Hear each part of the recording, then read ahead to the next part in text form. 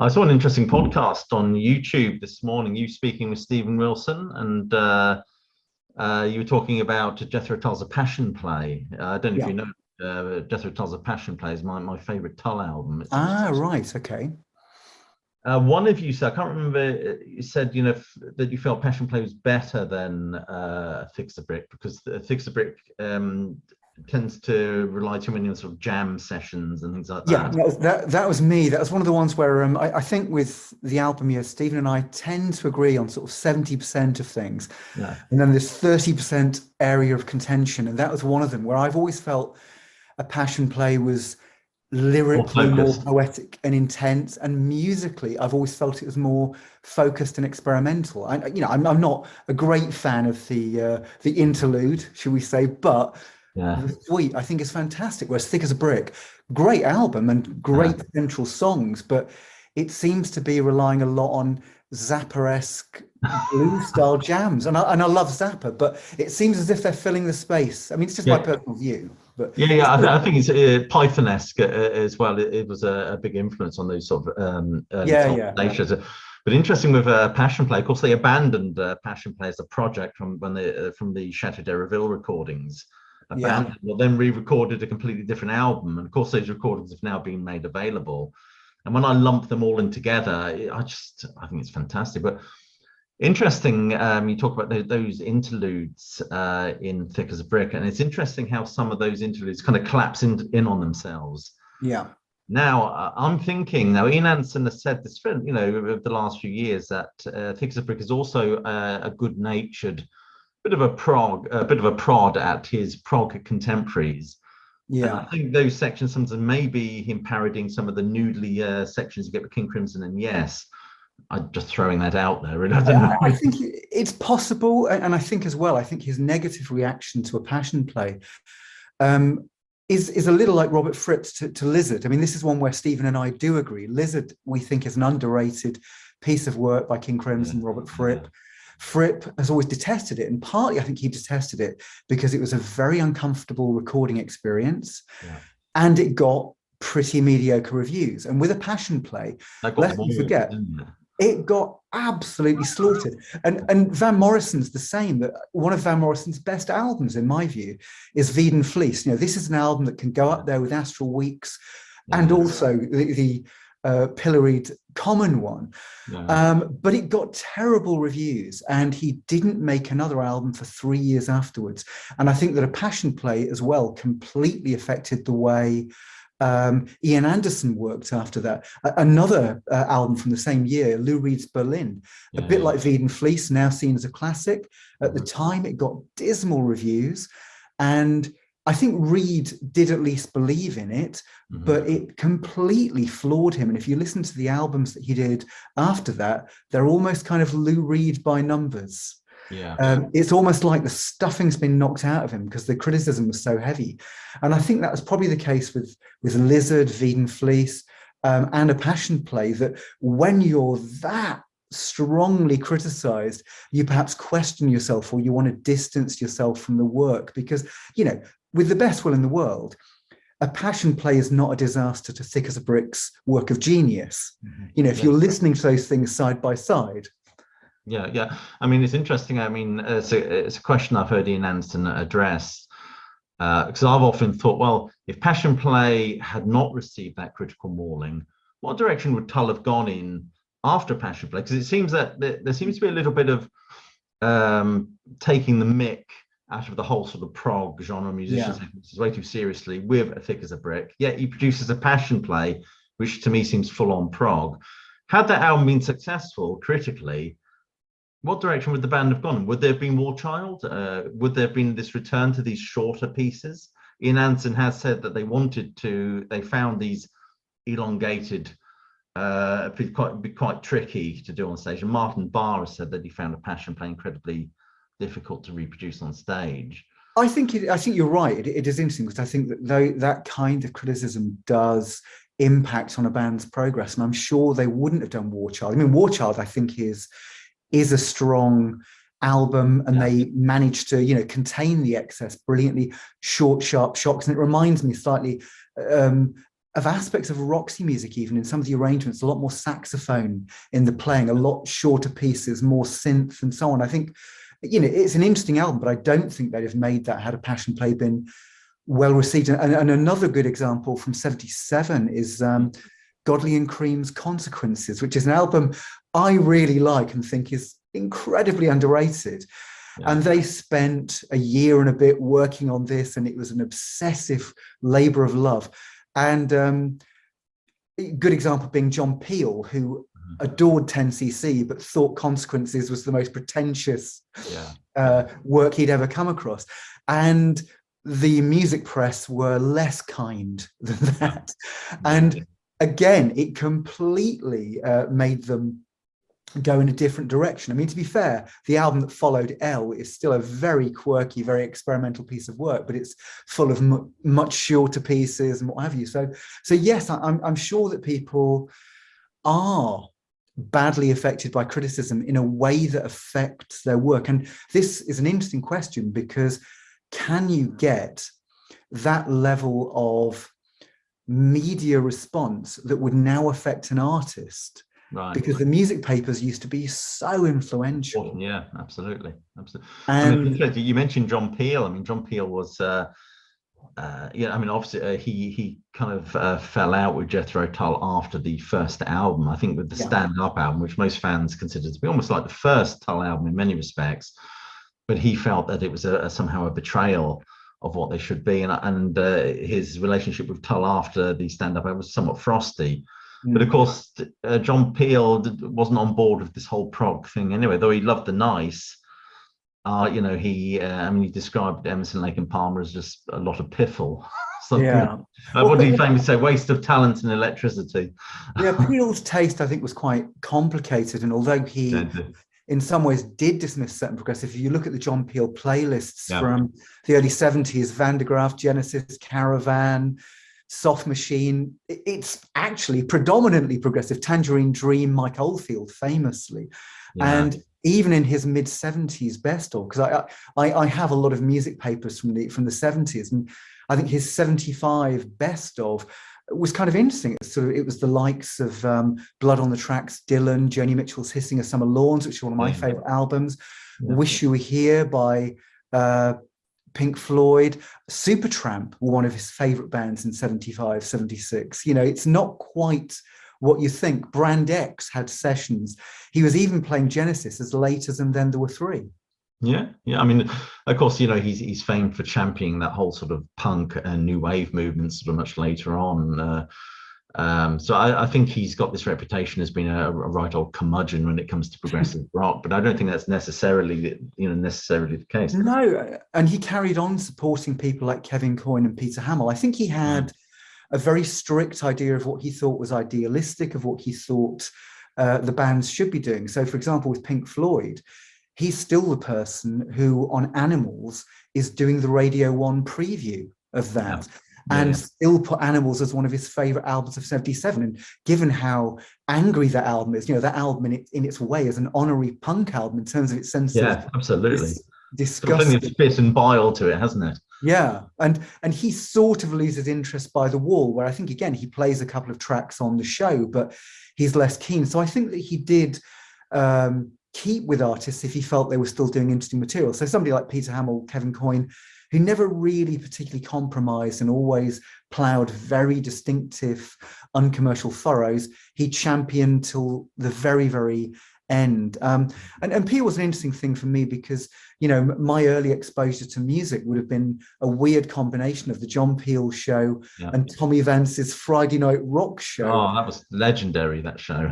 And, I remember listening to these things when I was at school, and it did introduce me to so many different things, new and old. And I think in their own ways, both Tommy Vance and John Peel were idealistic DJs, and it was kind of DJ-led shows. Yes. And this comes back to when I was first in bands when I was a teenager. It's very difficult to imagine now, but in the early 1980s, radio shows, there were far fewer than there are now. They were certainly in the evenings led by the DJ's tastes. And so when I made my first demos in the early 1980s, it's incredible to think now, but BBC GMR, as it is now, Greater Manchester Radio, and BBC Merseyside, I would go there with demo tapes, and they would put this on. People like Roger Eagle, Mark Radcliffe on Piccadilly. There were very few radio stations in the region, but they'd be playing my demo cassette alongside the new Kate Bush or New Order single. Right. Manchester Evening News, which now would consider Kanye West too small to cover, they would do whole sections on demo. There's a guy called Mick Middles who's become quite well known for writing biographies of Joy Division, Smith's Elbow, and so on. And he had a regular column that would have a big interview with a major artist, and let's say in those days it might be, you know, a certain ratio or New Order if we're talking about local artists, but he would also have a major section where he'd be reviewing the most interesting demo cassettes sent to him. And it was kind of really helpful and encouraging to get that level of support so young, in a way that I don't think young artists could now. I mean, even though in Manchester we might have, you know, let's say 30 radio stations now compared to 3 or 4 in 1983, you're not going to get very much music covered. It's Piccadilly Smooth, Piccadilly Jazz, Piccadilly Chart, Piccadilly 80s. It's a cycle of tunes that are selected from a hub in London with very little DJ involvement or tastemaker involvement. So in some ways, I think I was kind of very lucky to have grown up in the era that I did. Yeah, it's funny you mentioned Pink Floyd. I mean, I've often come in for a lot of stick when I've told people that I don't really regard The Wall that much myself. For me, the last truly great Floyd album, I think, is Animals. Are you a fan of The Wall, or did you? I mean, I just think I just feel that conceptually it tries to do too much. It sort of falls apart in places, and it just. I mean, I never listen to side 4 anymore. To be honest, side 1 and 2 is all the great, where all the great stuff happens. It's not a favourite, and I think you hit on something that's interesting. That I think Animals, like Wish You Were Here, however difficult the relationships were between the band members, it was still a band album. It was a band album dictated by the band. Whereas The Wall sounds to me like something very much concocted by Waters with the help of Ezrin. And as much as Gilmour's fantastic on that record, he feels like a session player. I mean, where I'd kind of come in, you know, I still like it because I think Waters is an interesting lyricist and it's not a bad concept. And actually, Final Cut, the album that follows it, is one of my favorite Pink Floyd albums. It's the sort of album that, had it been made by Leonard Cohen or Bob Dylan, I think would be hailed as an absolute classic. It's a great singer-songwriter album with brilliant arrangements and ambition. I mean, clearly it's a Roger Waters solo album, which is why it's not Animals. But so yes, I think, you know, you hit on something where I think Animals was the last album where this is a band. You know, in the same way that if you take someone like Yes, I think Tomato, for all its strengths and flaws, is the last album where this is those 5 band members in the studio making an album. You know, you listen to Drama and 90125, for what, however strong they may be, they are dictated by the producer's chair. You know, this is Trevor Horn's vision of what the band should be. And that is kind of interesting. And I suppose going back to Ian Anderson, he's an interesting character in that, again, for better or worse, he never gave himself to a producer's vision. He always dictated what he did. You know, Under Wraps, the 1980s monstrosity for some fans, although I actually think it's quite good. I think the songwriting is fantastic. I don't like all the electronic drums and things, but I think the songs are very, very strong. And I think I'd love to. There is a rumor afoot that they're just a rumor, of course, probably spread by me. they might actually replace the electronic drums with real drums on as a remix, as a Stephen Wilson.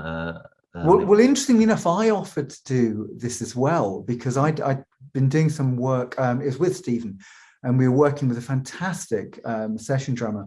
And I said, well, look, you know, if you want, I'd happily go in and have the parts replaced.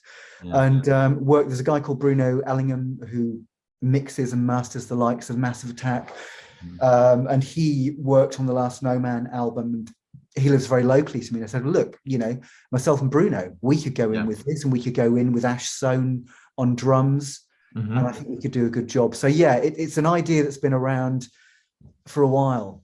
Sure. I mean, it's a lot of these albums. I find a lot of the albums that were produced in the 1980s almost sound polluted to me these days. And another example would have been Pink Floyd's Momentary Lapse of Reason, which is one kind of remixed it and actually added some of Pink Floyd on it, really, to make it more of a Pink Floyd, more timeless quality. I think Gilmour says it's still a Gilmour solo album as far as I'm concerned. You know, but I think it's a lot better than it was. I've got a mixed relationship with it, because I think sometimes some of those 80s productions are quite interesting in themselves. You know, I mean, I'm a huge fan of something like Kate Bush, The Dreaming, or Kate Bush, Hounds of Love. And they are extremely 1980s in production. Japan's Tin Drum, extremely 1980s, but they use the technology. I think it's that thing, isn't it, where do you use the technology to serve your creative vision, or are you a slave to the technology just to sound like everything out there? And you know, A Momentary Lapse of Reason, like David Bowie's album from the same year, Never Let Me Down, just sounded like poor attempts to fit in with the zeitgeist. Whereas something like Hounds of Love or Thomas Dolby's Flat Earth, this is them defining the zeitgeist, you know. Absolutely. I mean, which of course is why Gilmour has said that they felt he wanted to de-80fy this album and make it more timeless. You touched upon Kate Bush, actually. I'm about to do a Kate Bush ranking video to capitalize on her newfound fame on the internet at the moment, due to the Hounds of Love, not Hounds of Love. But it's one I've been wanting to do for a while. What would you say your favorite Kate Bush album is? Difficult to say. I mean, emotionally, the one that I'm drawn to is a very unpopular album, Lionheart. I mean, Kate Bush is one of those artists that I discovered on her first single, and so I've bought her work from the beginning, really. You know, and Lionheart kind of entered my life at a time when, you know, school was difficult, parental life was difficult, and there's something very emotional and magical about that album that I'm still drawn to. Although in terms of being the best Kate Bush album, I think it's a toss-up between The Dreaming and Hounds of Love for me. And the Hounds of Love might just edge it because it manages to be experimental, ambitious, but thoroughly accessible as well. It really pulls off the trick of being ambitious and accessible, whereas The Dreaming, brilliant album that it is,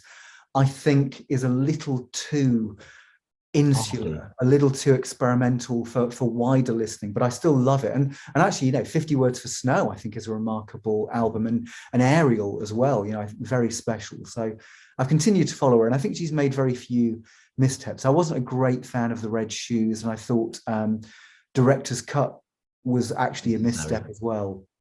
But it's funny you mentioned Lionheart. Lionheart is the album that often appears at the bottom of people's lists, simply because I think you read the press about that album, it's one that she was put under a lot of pressure to put out very quickly.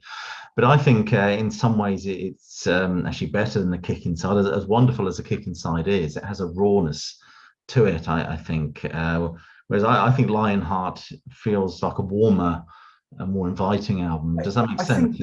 I think you're entirely right. And I think the thing is, by that stage, she'd learned a lot in the studio. And I think in some ways, it's a more relaxed, focused, and emotional version of Kick Inside. Kick Inside is great, but it has slightly more meat and potatoes, rock moments. Her voice still feels as if it's in the process of finding its way. And on Lionheart, it's almost like she's done The Man with the Child in His Eyes to perfection. Right. And she can do it more quickly, you know, because she's acquired those skills in the studio and as a vocalist. And so she may well have knocked it out under pressure, but I think it's a very strong and more consistent album than Anyway, we must talk about your record, as wonderful as it is to chat about music. So you've got this new album, Butterfly Mind. I mean, what's the meaning behind that title? Well, Butterfly Mind, it appears in one of the lyrics, and it's something that has been said about me by my partner. She often kind of accuses me of having this butterfly mind. And I think butterfly mind also is associated with ADHD. And I think that I don't have ADHD, but I do have creative ADHD in the sense that once I've done something, I want to go off on another tangent, then I want to follow this and so on. And I think that in terms of my listening, reading, and creating, I tend to go off at various tangents. And this album in particular is very diverse. I mean, I followed an album that was quite stately, quite melancholic, quite one note, because that was exactly what I wanted Late Night Laments to be. I wanted it to work within a limited number of emotions and sounds. And mainly that was because that was exactly what I felt like doing at the time. I was drawn to this. You know, a lot of my creativity is very emotionally driven. It's very instinctive. And when I was working on Late Night Laments, I had to make that album in that way. Yeah. And that was a reaction in a way to No Man's album, which I'd completed maybe a few months before I started on Late Night Laments. No Man's last album, if you don't know it, Love You to Bits, is a kind of very upbeat electronic disco symphony. And once I'd finished that, I had to make Late Night Laments. It was the antidote. And both were equally interesting experiences to be involved in and to interesting albums to make. And so once I'd done Late Night Laments, I didn't write anything for about 8, 9 months. And I did cover versions, and I also re-recorded old songs by one of my very early bands, Plenty, during that time. And I always find that creatively, when you're in an impasse, one of the best things to do is either do a cover of something or go through your hard drive of doom, as I call mine, and say, okay, what did I not complete? Or why didn't I complete it? Or, good God, I did that in 1988. You know, almost the momentary lapse of reason, as we were talking about it earlier. I did this in 1988. Actually, that's a good song beneath those hideous sounds. Yeah. And what's interesting is in going back, you find your new voice, as it were. You know, you realize the difference between you now and you then. Sure. And it can also act as a great creative kickstart. And so after 8 or 9 months of just doing covers or re-recordings, I wrote something. And in the same month, I wrote a couple of tracks with Richard Barbieri, who I'd done a fair amount of work with in the past. Yeah. And with Brian. Yeah. And suddenly that kickstarted the Butterfly Mind process. And I only kind of went into it knowing that I wanted to surprise myself and to surprise the listener. Yeah. So, I mean, so the Butterfly Mind is a description of your own creative mind, the way it flits about a bit, I suspect. To an extent. I mean, it's a description of the contents to an extent, in that this album really does move from the experimental to the accessible to the, by my standards, pummeling noise to extreme atmosphere and so on. And it was something, as I said, I felt kind of driven to make, but that's it. You know, it's got 11 pieces on it, and it covers quite a lot of ground. And also the musicians I'm working with come from very different backgrounds. So from Dave Formula from the post-punk band Magazine, to Ian Anderson, to Peter Hamill, to Martha Goddard, who is in an up-and-coming Liverpool indie band, the Hush Tones, to one of my favorite guitarists of the last few years, Mark Tranmer, who was in a band called the Montgolfier Brothers, and in his own solo project, Knack. So it covers a lot of ground, and there's a New York R&B singer who is on the album as well. So it's very diverse in terms of the influences and in terms of the musicians who play on the album. So there's no overarching concept or theme to it. It's a collection of tracks that aren't necessarily related to one another. In some ways, there is a theme, in that I originally started with the working title of Against Oblivion, because the lyrics seem to be people who were in some ways trying to transcend this miserable life of ours. Yeah. You know, whether it's through art, literature, painting, whether it's through protest and politics, whether it's through an enduring love, a relationship. It's people trying, in a sense, to transcend themselves, you know, this kind of against oblivion, you know, this inevitability of our demise and decline and so on. And this goes, you know, into a wider thing that, you know, politics change, social values change, music changes, everything is subject to enormous change. And so I think that in a way it was almost people Canute-like fighting against this. And the album is also linked in a way. The opening and closing tracks are two parts of the same piece. That's right. And it really is. And again, I was about to say, I'm not sure why I did this, but given the last few years we've lived through, it's probably pretty obvious why I did this. But it kind of rekindled my interest in post-apocalyptic and dystopian fiction, which I kind of had since I was very young, really. And the tracks have a certain kind of intense Orwell 1984 dystopian future aspect to them. And so the album is kind of bookended by those in which somebody is imprisoned within a society that they cannot impact upon. So what you have is the album is bookended by despair, and in between you've got people trying to punch through this despair in a variety of ways. Well, hearing your interest there, there's a prog artist out there named Fido Xavier. I don't know if you know him at all, but he does some remarkably interesting stuff along those sort of dystopian lines. And the Mars Volta, quite an interesting band as well. But anyway, I mean, there's one track on this album, Always a Stranger. I absolutely adore the drum parts on this track, and it's got additional vocals by Martha Goddard. I'm just wondering how that all came about, really, about the song and how you got these people involved. Well, Always the Stranger was one of the last tracks to be written, and that was single, isn't it? Pardon? Isn't it the single, or is it? It was the first single, it's the first single as well, and it was one of the last tracks to be written. And with that, basically, I just felt the album needed a certain mood, and that was one of the times when I just kind of opened my computer. And I was blank, but I knew there was a mood that I wanted to access.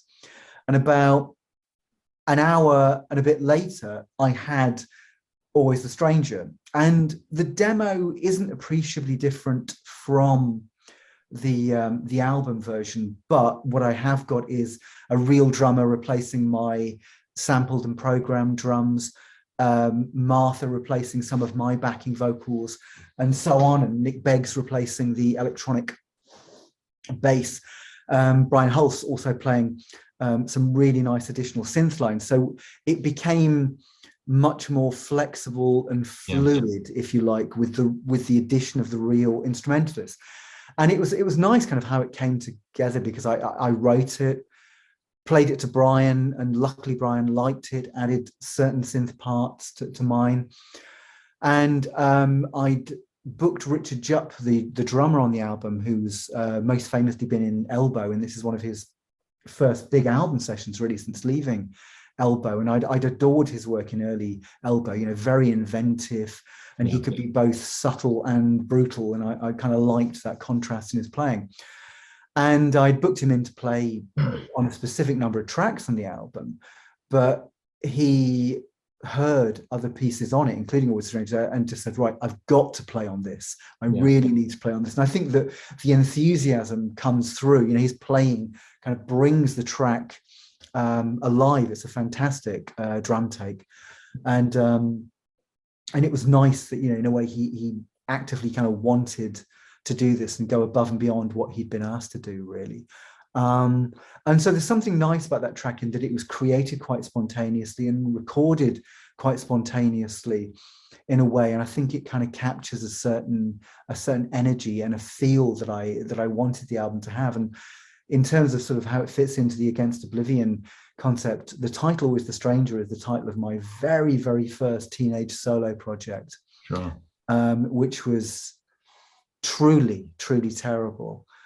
and very, very intense and very bleak. And I'd almost envisage the character in the lyric as being me if I'd have stayed in the same house, the same place, with the same attitudes. Yeah. And finding that society and culture had bypassed me in a major way. Yeah. So it's almost a kind of a what if scenario, because I think that in some ways, you know, lots of us do shift with the zeitgeist, even when we don't know we're doing it. We're attuned to the energy outside, and that can be in a positive and a negative way, you know. Yeah, I think many of us spend a whole lifetime trying to escape our childhood. Really, to be honest.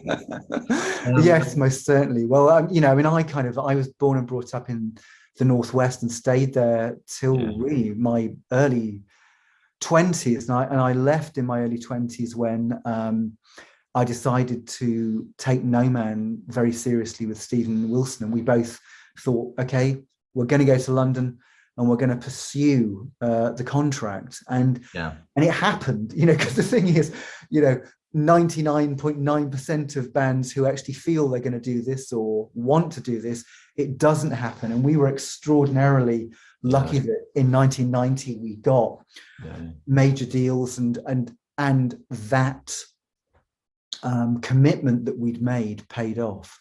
Sure. Interesting, you mentioned Stephen Wilson. One of my questions was to ask you about your history of Stephen Wilson and how was he involved with this album? Well, my history of Stephen, and we've known one another now since 1987. Yeah. And he got in touch with me because he'd read various reviews of projects I've been in. I used to send out demo tapes, and luckily a few of them got pretty decent reviews, and one of them got a 1-2 testing cassette of the month. Another one was in Electronic Sound, getting a very good review. And in those days they used to print the address, because of course people would sell their cassettes from their home address. So I got a letter from Stephen, followed by an album and a cassette, and he wanted me to be on one of these compilation albums he was putting out. He's putting out this series of compilation albums, Exposure, and Double Exposure was going to be the next one. And I sent him my music, and luckily he liked my voice. He liked the music. I think I'd sent him plenty. And on the Double Exposure vinyl album, I ended up singing on his track and having 2 Plenty songs and designing the cover artwork. Sure. So we just kind of got on very well, and we just immediately were talking about the diversity of our musical taste and our ambitions for music. And he asked me to sing on one of his tracks. And by the time I got to Hemel Hempstead, this is a track now, it's kind of, this is notorious, because I wonder if I have got the cassette somewhere, because every single copy of it's disappeared. But he wanted me to sing on a social commentary he was making called Give Me the Needle. Sure. And I'd learnt the song, and I could still sing the chorus to you now, but I won't. And by the time I'd got to Hemel Hempstead, he had rejected it and said, no, let's write something fresh. Right. So we talked for about 4 hours, and within an hour of knowing one another, we'd kind of co-written 2 tracks together. And one of them was a stately 7.5-minute ballad called Faith's Last Doubt.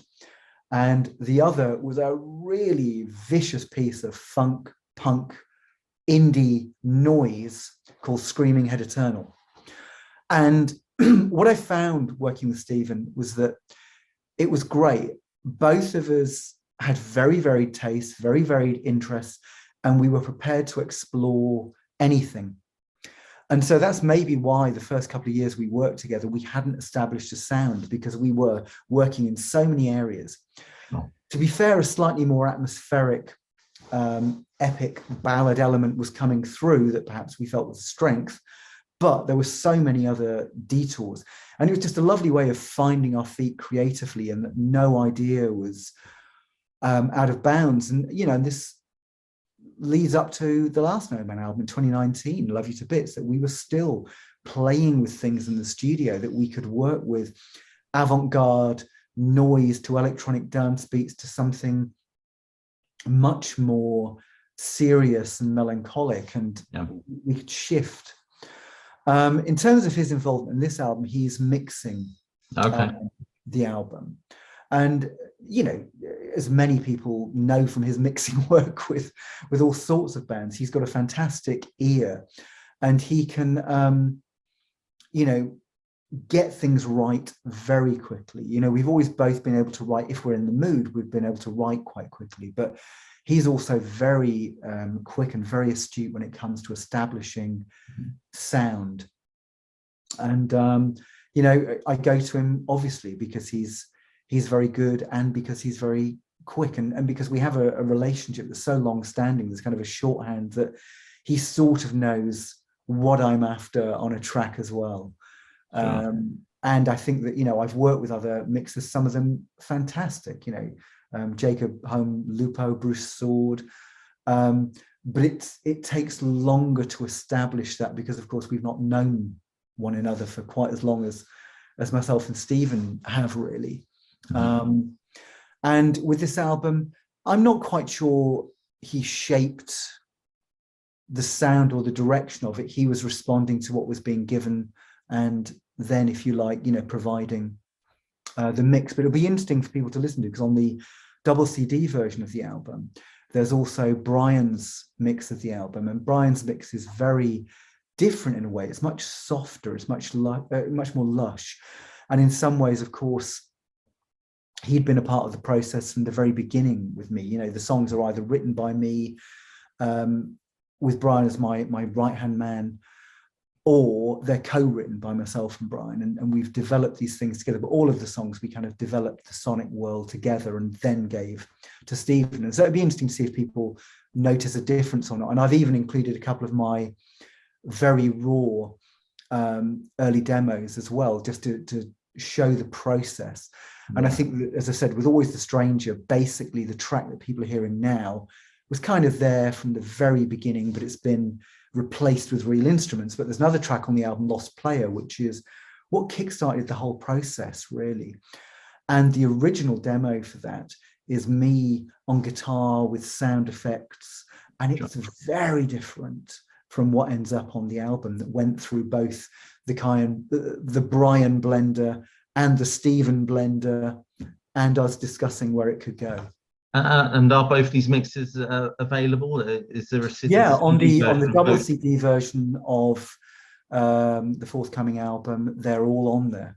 So people can hear, for example, Lost Player, the Stephen Wilson mix, the Brian Wilson mix.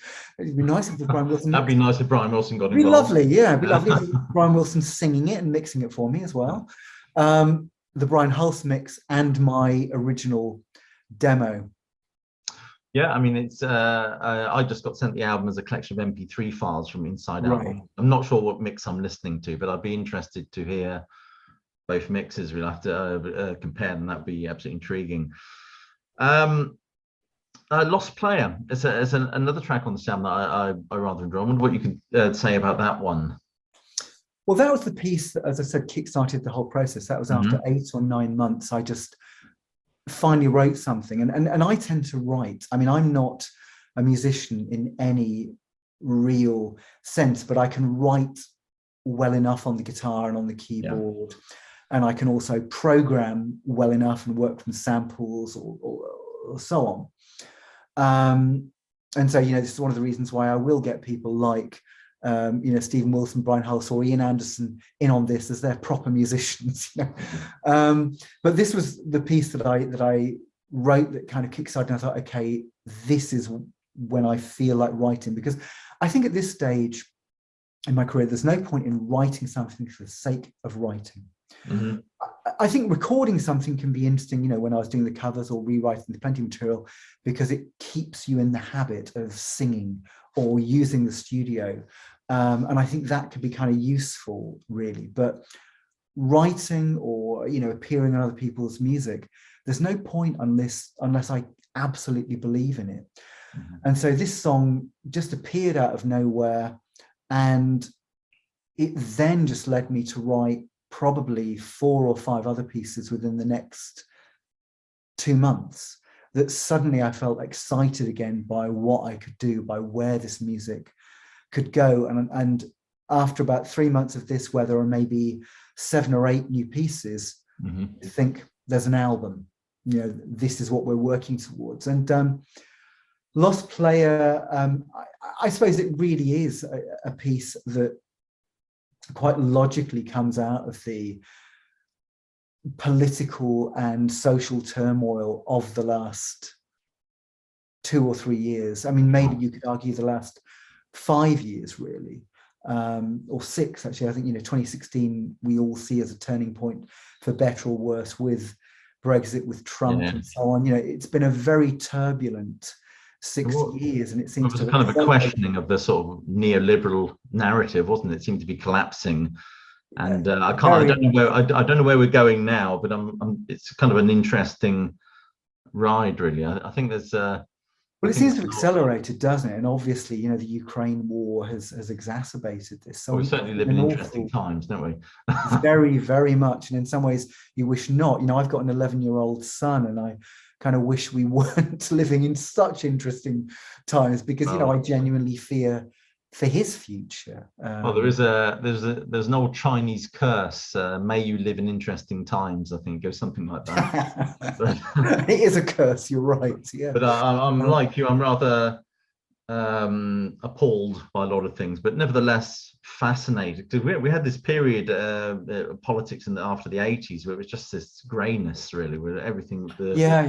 And now everything is kind of crumbling and being re-questioned or remolded, and I'm just wondering where it's all going to end up. Well, I think the 80s was the last time it was this, maybe late 70s to 80s was the last time there was such an upheaval, and I'm not even sure it was quite as extreme. But I lived, as I said, in the Northwest, and even in relatively middle class areas, like the one that I was brought up in, there was extreme unemployment. In a way as well. This is one of the reasons why I could have developed my art in the way that I did, because so many of us could slip through the cracks and concentrate on what we believed in. And because there were no jobs. Well, it's funny. I mean, you look at the late 70s. I mean, Britain was in a dire state then, and you think about the whole punk movement. I think there's mass youth unemployment. There was the winter of discontent, and music at the time. I suppose a lot of the young people were looking at prog and just felt that 30-year-old millionaires in capes just somehow weren't communicating to them. So you can understand where anarchy in the UK comes from, really. Completely. Although there's always, as I think we say on the album years, every action has a reaction. So as much as punk was going through its heyday in 77, 78, actually, so were things like War of the Worlds, Renaissance, 79, The Wall, the antithesis of that, the real conceptual escapist works were doing extraordinarily well. And, when I was at school during that time, the late 70s and very early 80s, people's taste was very divided between those who, adored one side and another. And I kind of dipped my toes into everything, really, including the pop world and even certain R&B things. What was interesting about the whole punk scene, it was the revitalization of the idea of the single, moving away from the album to the single again. And punk may have been very phlegmy and very fiery, but it was also very short-lived in some respects, because it transmogrified into sort of new wave and other things. But then it was a youth thing, and it had to be short-lived, I think. Yeah, I mean, it was a great period, really. I mean, both Stephen and I, in a way, emerged from that. And what was great is you were still getting artistically ambitious works from the elder statesmen, and you were getting. And the Stranglers are quite progressive in many respects, I think. Yeah, and you're getting really fresh work. Well, I mean, go on, if you're talking, Tull earlier, I think Stormwatch isn't a compromised album, and it really captures the sense of gloom. Danger, yeah. Yeah, and danger, as you say, that hung over late 70s, early 80s Britain. There was, and obviously we may have that now, along with the unemployment, along with the poverty, along with the cost of living crisis, there was always that threat of nuclear war. And all of us who grew up in that generation that watched Threads on television, we know this. And certainly post-punk, I thought was a real revitalization creatively. You know, that to me is where the spirit of progressive perhaps went. But what you got was, you know, exciting bands from anyone from, you know, Magazine to Wire. But then you had people like Peter Gabriel, Kate Bush, Bill Nelson at the top of their game, responding to the fresh energy. Yeah. And maybe even defining the fresh energy. You know, albums like 3 and 4, The Dreaming, Bill Nelson's Red Noise, you know, they were as cutting edge as XTC, Magazine, all of these bands. Yeah, I often wonder, you know, the being a musician at the moment, you've got this cost of living crisis currently looming, hitting everybody. I mean, we've been hit quite hard by it. I think I've said to my wife, we might have to fatten up the youngest as a cheap alternative to turkey this Christmas. But you know, it's interesting how it's impacting upon ticket sales and things like that. Because when people are strapped for cash, it's all these luxury things that are stripped away, really. I'm just wondering whether the Stones will fill out Hyde Park. I think they're playing Hyde Park. Is it this June or something like that? Yeah, they may well be. I mean, I'm just wondering whether they'll sell it out. I'm just wondering. I'm not sure whether it's true or not, but I mean, well, one thing that is true is that for every festival that's selling out, 2 festivals are having to be cancelled through lack of interest. And when we were rehearsing last week, I was rehearsing with Matt Stevens and Peter Chilvers. And Matt was saying that Public Image Limited, talking of great post-punk bands, you know, their Metal Box was an astonishing record. It was absolutely fabulous. And he'd said that their London date was so badly attended, they were giving tickets away. Oh, okay. And I think this has become commonplace. Yes, it's difficult. I think it's certainly hitting live. You know, there are shows that are selling out and doing well, but there are an awful lot of cancellations through disinterest. And I think that that's kind of maybe threefold, really. I think, again, we're contending with so much. One, there's a kind of post-COVID fear, certainly with a certain demographic. 2, there's the cost of living crisis that is actively hitting people now. And they are considering, okay, what am I going to do? What will I spend my money on? Somebody who might have been a 6 gig a month goer is maybe only a 1 gig a month goer now because of this, understandably. So I think cost of living crisis. And number 3, I think because we've had 2 years in which nothing happened, you've suddenly got a glut of everybody touring and releasing music at the same time. Sure. And you can't choose everything. So I will be interested to know how that Stones gig fares, because they're constantly touring. I get the feeling, I don't know if it's true, that and the other thing is, of course, you know, you've got to pay £100 for a ticket, and that's the worst ticket, where you're stood right at the back watching the whole thing on a video screen, I suspect. Whether people have that money to, you know, to be that sort of disposable income, I don't know. Well, I wonder, you know, the dates I'm doing are kind of interesting, in interesting small places. So, you know, where I was playing in 2019, they were much larger venues. And I kind of, partly out of a fear, I mean, Matt, for example, with Fierce and the Dead, his other band, he's not booking at the moment because he's heard from everybody around him that ticket sales are slow to non-existent, that people are struggling. And so I've been choosing interesting small places. It's a bit like Fripp did this in the late 70s, early 80s. He called himself a small mobile intelligent unit, I think. And he was going around he was playing in record shops, he was playing in hairdressers, he was playing at the World Trade Center, you know, very interesting, in the foyer. And so, you know, I'm doing a couple of things where I'm playing in a really interesting Liverpool studio, which has its own bar, but it can record things beautifully. It's just a really intimate space with great acoustics. In Bath, there's a fantastic shop, which is, it turns out it's a florist, cafe and record shop. Looks beautiful, but it has a performance space. And I think it's just kind of finding interesting spaces, really, because the local arts centre here, because I now live near Bath, And the local arts centre has cancelled. Well, Reading's my hometown, actually, so it's not too far away from there. Ah, right. Good. Okay. So, yeah, but now we used to rehearse in Reading, actually, because it was the nearest places to all of us is where we come in.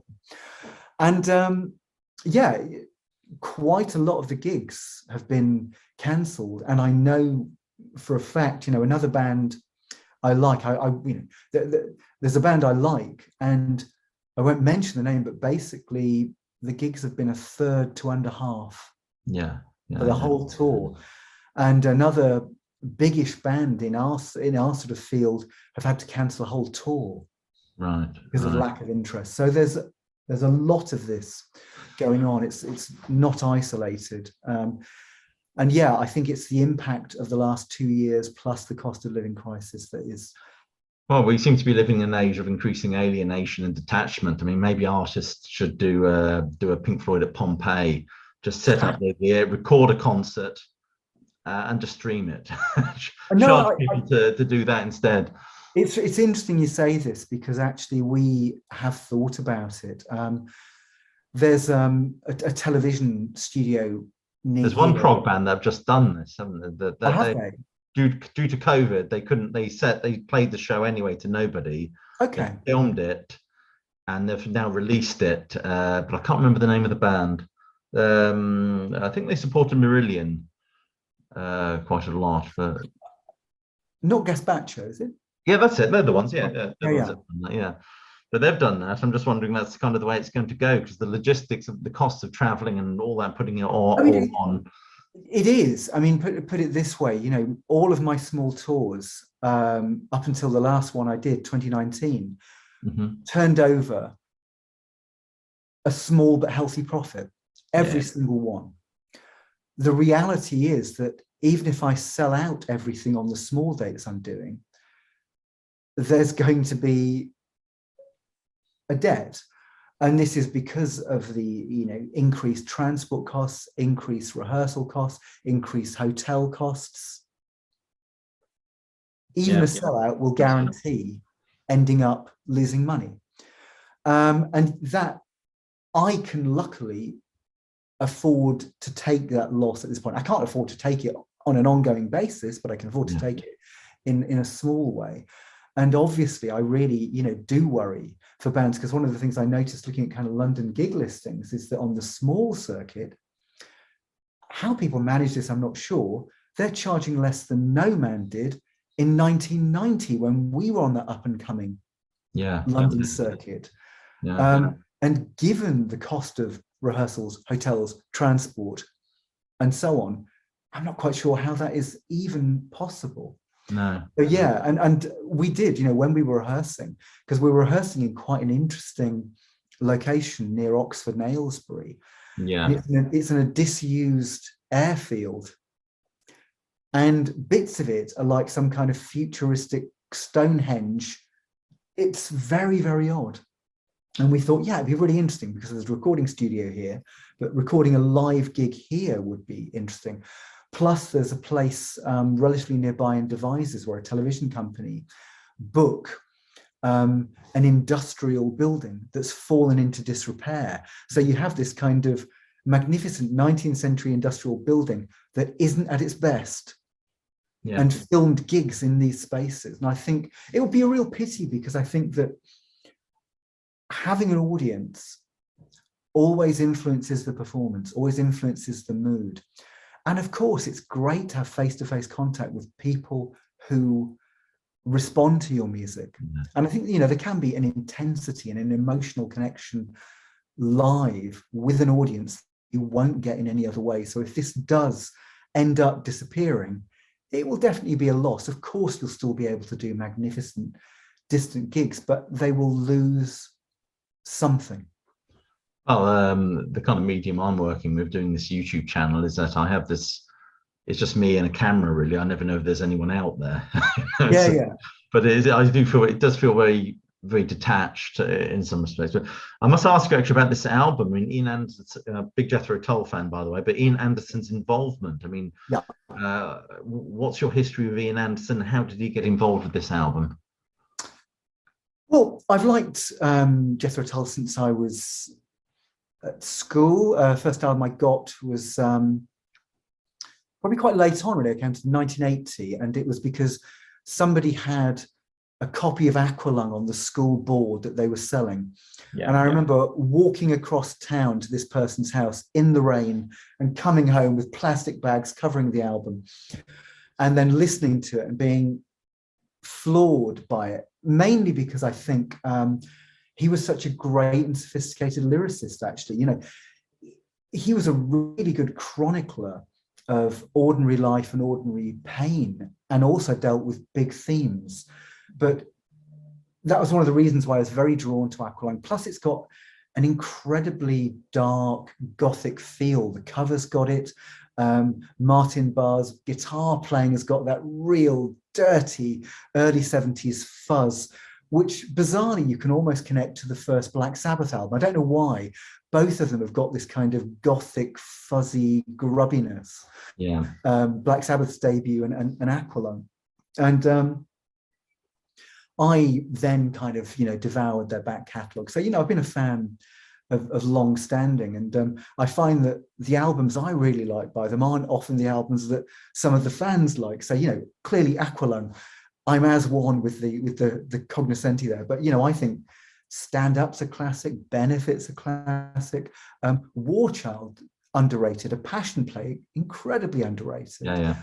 Stormwatch, I think, is such a brilliant depiction of late 1970s British existence, the oil crisis and so on. There's something, and I think that what he does really well is that he almost has this kind of kitchen sink attention to detail, but then he can also tackle big themes politically and spiritually. So he can jump from one to another. So, clearly a hugely intelligent lyricist and individual.